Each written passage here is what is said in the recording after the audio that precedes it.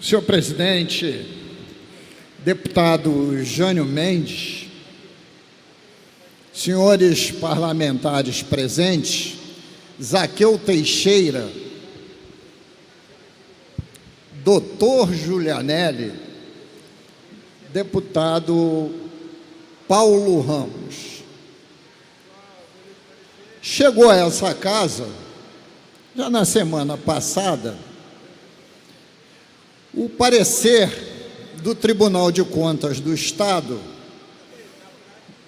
parecer prévio, contrário à aprovação pela Assembleia Legislativa do Rio de Janeiro das contas de governo do chefe de Poder Executivo. Eu me referi já a esse assunto, mas hoje fiz questão de trazer os considerandos ao minucioso exame que procedeu a assessoria técnica do Tribunal de Contas do Estado, que levou aos senhores 4 conselheiros, por unanimidade, proporem a esse parlamento um parecer prévio contrário às contas. Evidencia-se que esta casa tem que botar a mão na consciência e acompanhar o voto proposto de rejeição das contas pelo TCE.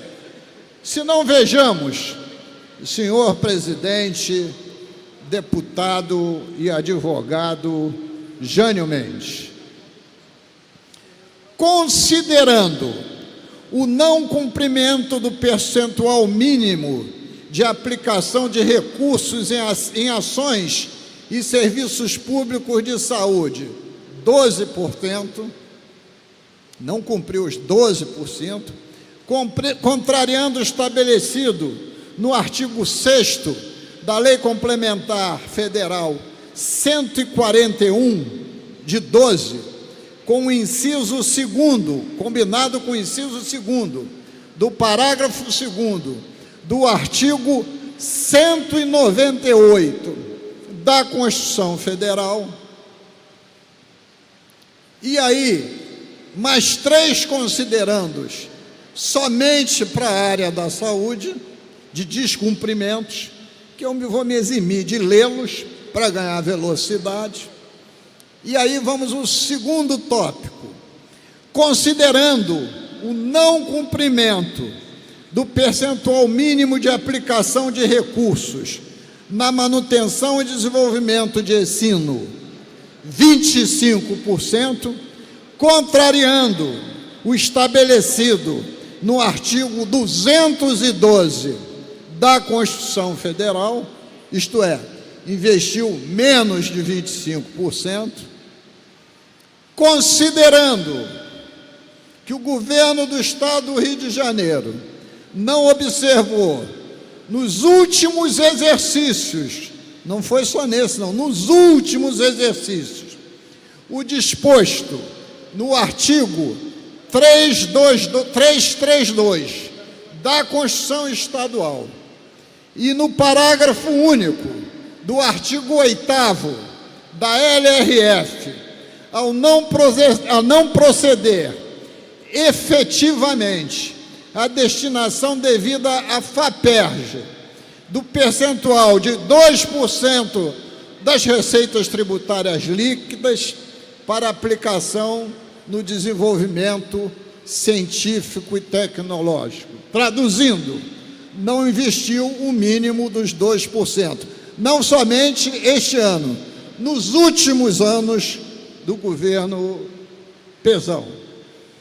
Considerando que não foram devidamente repassados ao Rio Previdência as contribuições previdenciárias patronais dos servidores, que é a apropriação indébita, totalizando créditos de transferência a receber referente ao exercício de 2017, na ordem de 1,250 bilhões, prejudicando a saúde financeira do regime previdenciário e financeiro do Rio Previdência, em afronta ao disposto no artigo 149, parágrafo 1º, e 195, incisos 1º e 2º da Constituição Federal, grave, porque a contribuição patronal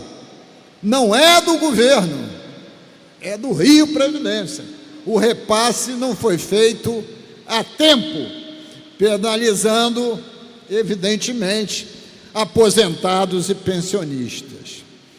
Considerando que aproximadamente 60% das desconformidades observadas e objeto de determinações proferida por este tribunal, após a análise das contas do governo de 16, permaneceram não saneadas, nem sequer parcialmente, ao término do exercício de 17, pelos órgãos e entidades que forem endereçadas, fazendo-se oportuno que as determinações e recomendações proferidas após a análise das presentes contas sejam endereçadas em sua totalidade ao chefe do Poder Executivo Estadual, responsável primaz por zelar pelos seus cumprimentos integrais, é que resolveu o Tribunal de Contas emitir parecer prévio à aprovação da nossa Assembleia Legislativa. Mas eu diria ainda, muito mais que isso, deputados Zaqueu Teixeira, Vossa Excelência e deputado Paulo Ramos, aqui presente, são políticos profundamente preocupados com a questão social. Essa casa criou, por proposta conjunta minha, com o deputado Gilberto Palmares, e aprovado por unanimidade pela casa, que 10% do Fundo Estadual de Combate à Pobreza fosse investido no Fundo de Habitação de Interesse Social. O Fundo Estadual de Combate à Pobreza arrecadou cerca de 4 bilhões em 17. Logo, teria que ter sido investido 400 milhões em habitação de interesse social. 10%. O Estado investiu míseros 1 ponto percentual. Também não cumpriu os investimentos mínimos no Fundo de Conservação Ambiental, o FECAM, onde tinha que ter alocado 10% dos royalties de participação especial do pré-sal e 5% dos royalties de participação especial do pós-sal.